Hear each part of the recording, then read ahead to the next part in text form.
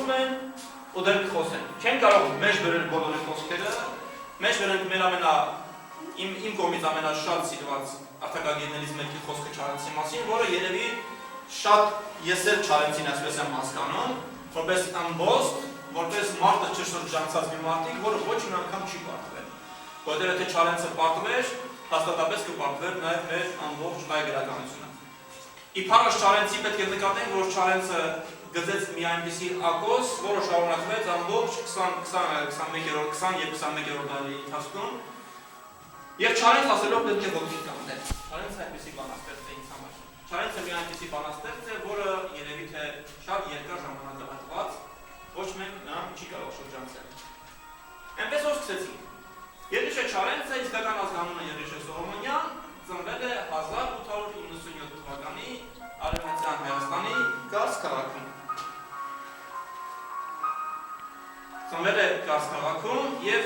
հետագայում գրված իր երկիրնայելի վեպում նա Կարսի համար գրում է, որ Կարսը ուներ բազմաթիվ տեղական հրաշալիքներ, որոնցից մեկը Կարսի Բերդն է,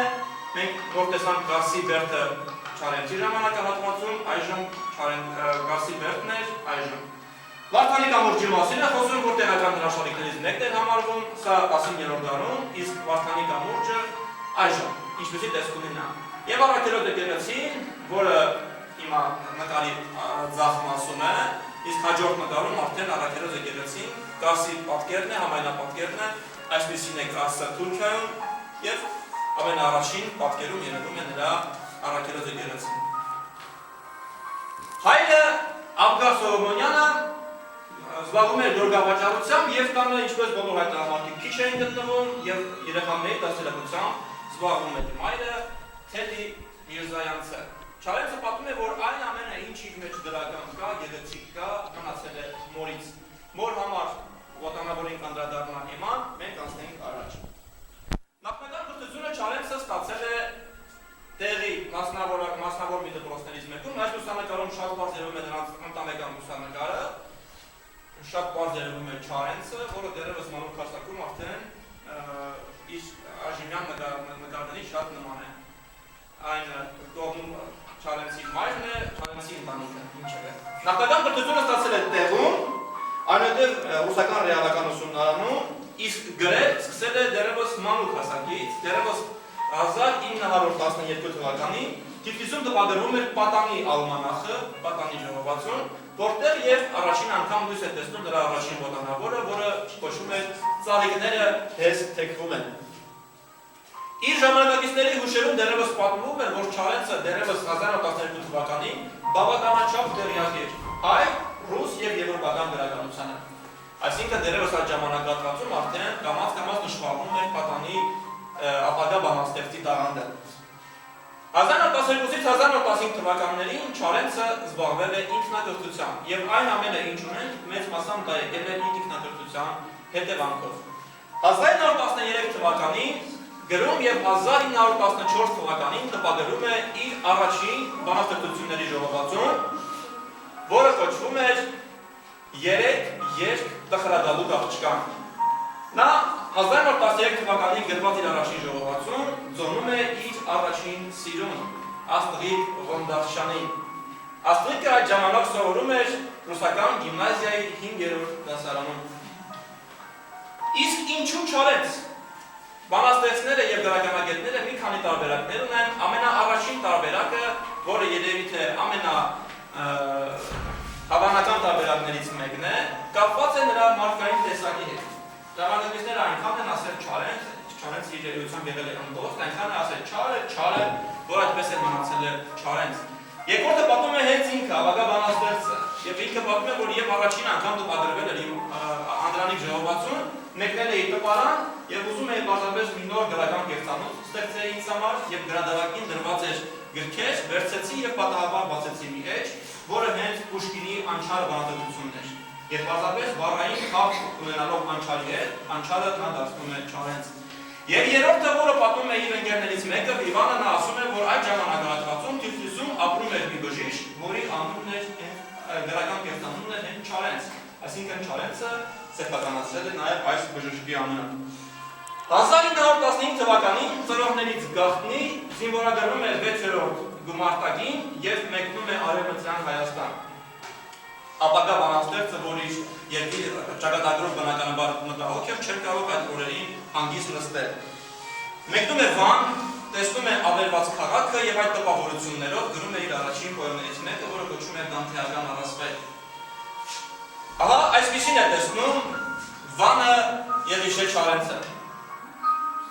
Ավերակների մի գույթ, որը բնականաբար շատ մեծ տպավորություն է թողնում, շատ վատ տպավորություն է թողնում Չարենցի վրա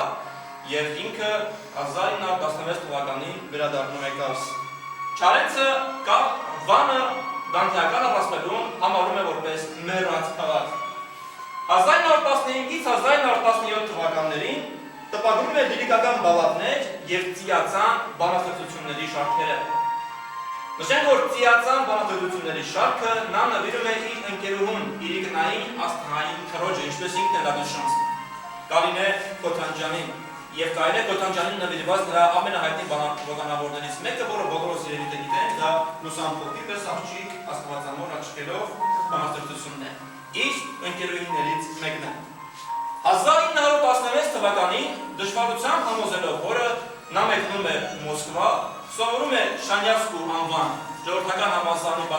պատմաբանասիրական ֆակուլտետում որպես ազատ ունկնդիր, սակայն ամբողջ Չարենցը բնականաբար չէր կարող նստել աշակերտական սեղանին և ընդամենը 1 տարի անց վերադառնում է Կարս։ 1918 թվականին զգալով Կարսի մոտալուտանքումը Աբգար աղան իր ընտանիքը տեղափոխվում է Թիֆլիս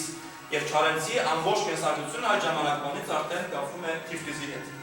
1918-ից 1921 թվականին տպագրված ոտանավորների և պոեմների շարքերից էր նաև փողոցային կոչրուհուն շարքը, որը նվիրում է այդ ժամանակվա իր ծանոթուհի, բանաստեղծուհի Լեյլին։ 1920 թվականին Չարենցը գրում է իր հաջորդ շարքը, որը կոչվում է Էմալե պրոֆիլը ձեր, որի հիմքում ընկած էր ծանոթությունը Արմենուհի Տիգրանյանի հետ։ Արմենուհի Տիգրանյանը բոլորիս հայտնի երգահան Արմեն Տիգրանյանի հարազատ քույրն էր։ 1921 թվականին վերջապես Չարենցը ամուսնանում է։ Ամուսնանում է Արփենիկ Տեր Աստվածատրյանի հետ, որին էլ նվիրում է իր ամենագեղեցիկ շարքերից մեկը, որը կոչվում է Տաղարան։ Տաղը միջնադարյան արվեստի տեսակ էր, գրական ժանր էր և այդ ժանրով բնականաբար ստեղծագործում էին շատերը։ Տաղարանը գրվում է միջնադարյան աշխուժ բանաստեղծ Սայաթ Նովայի ոճով։ Առաջ ընկնելով ասենք, որ 1926 թվականին դժբախտաբար մահանում է Չարենցի կինը և Չարենցը 1931 թվականին երկրորդ անգամ ամուսնանում է Իզաբելա Կոդաբաշյանի հետ։ Առաջին կնոջից Չարենցը երեխաներ չի ունենում, երկրորդ կնոջից ունենում է 2 աղջիկ, Անահիտը և Արփիկը։ Հասկանալի է, որ Արփիկ անունը դրվում է իր առաջին կնոջ պատվին։ Տաղարան շարքը բաղկացած է 20 տաղից, որոնցից առաջինից 18-րդ տաղերը սիրային են։ Վերջին երկուսը Հայաստանին և Ես իմ անուշ Հայաստանին ունեն հայրենասիրական ուղղվածություն։ Ինչու՞, չէ՞ որ սա ուներ իր պատճառները։ Չարենցի պես մտածողի համար ամենակարևորն այն էր, որ կնոջ ամաչելու սիրուց պետք է հասնել հայրենիքի բուռն և աննկարագրելի սիրուն։ Այսինքն ինչ էր ուզում ասել Չարենցը, որ բոլոր սերերի սերը հայրենասիրությունն է։ Տաղարան շարքի այդ ոտանավորին, այդ հրաշալի ոտանավորին կանդրադառնա Մարիամը, դրա համար կանգ չեն կառնի, միայն կանգ առնենք Ես իմ անուշ Հայաստանի ոտանավորի բանաստեղծության ամենաչաղճրկված տողերից մեկին։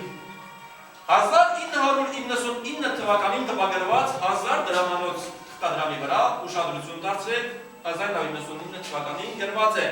Ես իմ անուշ Հայաստանի արևահան բարն եմ սիրում, այսինքն բարը, պտուղը, որը բնականաբար սխալ է և ասենք ինչու։ Նախ նշենք, որ Ես իմ անուշ Հայաստանին գրվել է 1921 թվականին։ 1926 թվականին Չարենցը ձերբակալվում է և որոշակի ժամանակ անց է կացնում Երևանի ուղիչ տանը։ Այդ ժամանակահատվածում Չարենցը դատապարտվում էր որպես ազգայնամոլ բանաստեղծ, նացիոնալիստ բանաստեղծ։ Եվ ընկերները փորձելով այդ ազգայնամոլական մոտեցումները փոքր-ինչ մեղմել, բառը ինչպես կարող էր խորհրդային բանաստեղծը սիրել հայկական բառը, նա պետք է սիրել անպայման խորհրդային բառը, ռուսական բառը պետք է նա կարողանար սիրել։ ընկերները փոխում են բարը եւ փորձում են մեղմել այն գրելով որպես բար, բայց իրականում պետք է լինի բար, շատ բարձ պատճառով, որովհետեւ ոտանավորի հիմքը Հովհաննեսի ավետարանն է, որտեղ ասում է.